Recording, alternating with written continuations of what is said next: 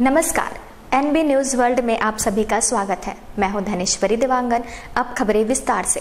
29 सितंबर को हुई हिंसा के मुख्य आरोपियों को पुलिस ने गिरफ्तार कर लिया है। इनमें से एक विशाल बीजेपी नेता संजय राणा का बेटा है। पुलिस के हत्थे चढ़ा दूसरा आरोपी शिवम है। उत्तर प्रदेश के दादरी में हुई हिंसा के मुख्य आरोपियों को पुलिस ने गिरफ्तार कर लिया है। एक आरोपी विशाल है जो कि बीजेपी नेता संजय राणा का बेटा है। वहीं दूसरे आरोपी का नाम शिवम है। दोनों पर आरोप है कि उन्होंने बीफ खाने की अफवाह के बाद भीड़ को उकसाकर मोहम्मद अखलाक नाम के शख्स की हत्या करवाई थी। बीते 29 सितंबर को बीफ खाने की अफवाह के बाद लोगों ने अखलाक को पीटा था, जिससे उसकी मौत हो गई थी। यूपी के दादरी कांड को लेकर सियासत और गर्माती जा रही है। दिल्ली के सीएम अरविंद केजरीवाल जब पीड़ित परिवार से मिलने बिसहारा जा रहे थे तो उनकी गाड़ी को गांव के बाहर ही रोक दिया गया। आम आदमी पार्टी के नेता और दिल्ली के मुख्यमंत्री अरविंद केजरीवाल शनिवार को यूपी के दादरी इलाके में मौजूद बिसहाड़ा गांव पहुंचे। यहां उन्होंने 29 सितंबर को बीफ खाने की अफवाह फैलने के बाद भीड़ द्वारा पीट कर मारे गए अखलाक की फैमिली से मुलाकात की। हालांकि केजरीवाल को गांव तक पहुंचने में खासी मशक्कत करनी पड़ी। इससे पहले शनिवार की सुबह पुलिस ने ग्रामीणों के विरोध के बाद केजरीवाल के काफिले को गाँव के बाहर ही रोक दिया था। पुलिस ने आप के नेताओं को एनटीपीसी के गेस्ट हाउस में भेज दिया था। हालांकि बाद में केजरीवाल को अखलाक के परिजनों से मिलने की इजाजत दे दी गई, जहां गांव में उन्होंने अखलाक के परिजनों से मुलाकात की। हाई प्रोफाइल शीना बोरा हत्याकांड की मुख्य आरोपी इंद्राणी मुखर्जी ने जेल में खुदकुशी करने की कोशिश की। उसे सीने में दर्द की शिकायत पर शुक्रवार दोपहर अस्पताल में भर्ती कराया गया। शीना बोरा हत्याकांड में प्रमुख आरोपी इंद्राणी मुखर्जी अर्ध बेहोशी की हालत में है और वह अगले 3 दिन तक अस्पताल में रहेगी। एक दवा का अधिक सेवन करने के संदेह में इंद्राणी मुखर्जी को अस्पताल लाया गया था। अस्पताल के डीएन टीपी लाहने ने बताया कि इंद्राणी अर्ध बेहोशी की हालत में है। उनका उपचार 3 दिन और चलेगा तथा उन्हें निगरानी में रखा गया है। इंद्राणी को कल दोपहर बाद ऑथर रोड जेल से बेहोशी की हालत में अस्पताल में भर्ती कराया गया था। उन्होंने कथित तौर पर मिर्गीरोधी गोलियों का अधिक सेवन कर लिया था। डीन ने कहा है, इंद्राणी की सांसें अब भी नॉर्मल नहीं हुई है और जब तक ऐसा नहीं हो जाता तब तक हम कुछ भी नहीं कह सकते। बिहार के पूर्व मुख्यमंत्री और राजद सुप्रीमो लालू यादव ने दादरी कांड पर बयान देते हुए कहा कि कौन क्या खाता है, इसको लेकर किसी की हत्या नहीं की जा सकती। यह सांप्रदायिक हिंसा है। दादरी के बिसहाड़ा गांव में गौमांस खाने की अफवाह पर हिंसा और एक की कथित मौत के मामले पर राजनीति जबरदस्त होने लगी है। एक तरफ उस गांव में राजनेताओं और मीडिया का जमावड़ा लग गया है तो दूसरी तरफ बयानबाजी भी जबरदस्त हो रही है। अब राजद सुप्रीमो लालू प्रसाद के एक बयान ने नई सियासी जंग छेड़ दी है। लालू ने अपने बयान में कहा था कि हिंदू भी बीफ खाते हैं। लालू के इस बयान के बाद भाजपा ने लालू से बयान वापस लेने की अपील की।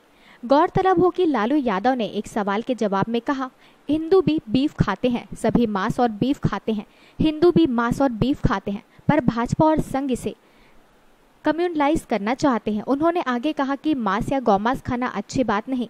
कोई भी सभ्य आदमी मांस नहीं खाता है। मांस और गौमांस नहीं खाना चाहिए, इससे बीमारी होती है। लालू के इस बयान के बाद भाजपा नेता गिरिराज सिंह ने ट्वीट किया, लालू बौरा गए हैं, हिंदू गौ पालक कभी गाय नहीं खाते। वोट के लिए हिंदू को बदनाम ना करे। शब्द वापस ले ले, नहीं तो उनके घर से आंदोलन। कांग्रेस अध्यक्ष सोनिया गांधी ने भागलपुर के कहलगांव में चुनावी रैली में मोदी सरकार की नीतियों की तीखी आलोचना की।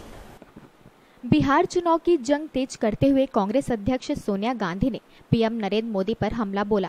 सोनिया ने मोदी सरकार पर किसान विरोधी होने और गलत नीतियों पर चलने का आरोप लगाया। सोनिया ने कहा कि इस सरकार में सांप्रदायिक सद्भाव बिगड़ रहा है। सोनिया गांधी ने भीड़ को संबोधित करते हुए कहा कि आप लोगों ने अपनी राजनीति सूझबूझ का परिचय देते हुए सेक्युलर विचारधारा के प्रति अपनी आस्था दिखाई है। आप श्री नरेंद्र मोदी के खोखले वादों पर भरोसा नहीं करते। आपने उनकी और उनकी पार्टी की विभाजनकारी नीतियों को नकारा था। आप ऐसे मोड़ पर है जिसका फैसला न केवल बिहार बल्कि देश का भविष्य तय करेगा। सोनिया ने मोदी के विदेशी दौरे को निशाना बनाते हुए कहा कि पीएम मोदी विदेश जाते हैं, बड़े बड़े लोगों को गले लगाना उनका शौक बन गया है। उन्होंने कहा कि मोदी जी बिहार को पैकेज देने की बात करते हैं, वो भी धोखा है। कोई अलग से पैकेज नहीं दिया गया। पैकेजिंग में माहिर मोदी जी ने सारी योजनाओं के लिए मिलने वाले पैसे को मिला जुलाकर एक पैकेज का रूप दे दिया। मोदी विपक्षी दलों के सीएम और वहां की जनता के साथ भेदभाव करते हैं। क्या विपक्षी दलों द्वारा शासित राज्यों की जनता देश की जनता नहीं? छत्तीसगढ़ सरकार की वेबसाइटों की हैकिंग के मामले में पुलिस ने एफआईआर दर्ज कर ली है। छत्तीसगढ़ की 23 वेबसाइट की हैकिंग के मामले में अब कानूनी कार्यवाही की तैयारी की जा रही है। छत्तीसगढ़ पुलिस ने वेबसाइटों की हैकिंग के मामले में एफआईआर दर्ज कर ली है। पाकिस्तानी हैकर रंबी खान के नाम से हैक कर पाकिस्तानी झंडा अपलोड किया गया था। पुलिस ने इसकी जांच शुरू कर दी है। सिविल लाइन थाने में यह पूरी कार्यवाही होगी, जिसके बाद रायपुर का साइबर सेल इसकी जांच कर सकता है। हैकिंग मामले में चिप्स और छत्तीसगढ़ की वेबसाइट का संचालन करने वाले एक्सपर्ट से भी इसकी मदद ली जाएगी। साइबर सेल ने यहाँ के सभी सर्वर का पूरा डेटा मंगवाया है। इंटरनेट और इससे जुड़ी कंपनियों से हैकिंग और वेबसाइट के संचालन से संबंधित जानकारियां मांगी गई है। एक आईटी एक्ट का मुकदमा जो है थाना सिविल लाइन में कायम किया गया है इस संबंध में, और इसके डिटेल वगैरह निकाले जा रहे हैं। और उसमें नहीं, उस संबंध में सभी पे अभी प्रारंभिक स्थिति में है और अभी जांच चल रही है इसमें। दक्षिण अफ्रीका के खिलाफ पहले T20 अंतर्राष्ट्रीय मैच में इंडिया को करारी हार का सामना करना पड़ा। भारतीय कप्तान महेंद्र सिंह धोनी ने कहा कि दक्षिण अफ्रीका के खिलाफ पहले T20 अंतर्राष्ट्रीय मैच में उन्हें उन 2 या 3 खराब ओवरों का खामियाजा भुगतना पड़ा, जिनमें काफी चौके छक्के पड़े।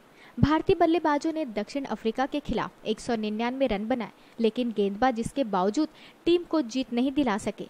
मेहमान टीम ने 2 गेंद बाकी रहते 7 विकेट से जीत दर्ज की।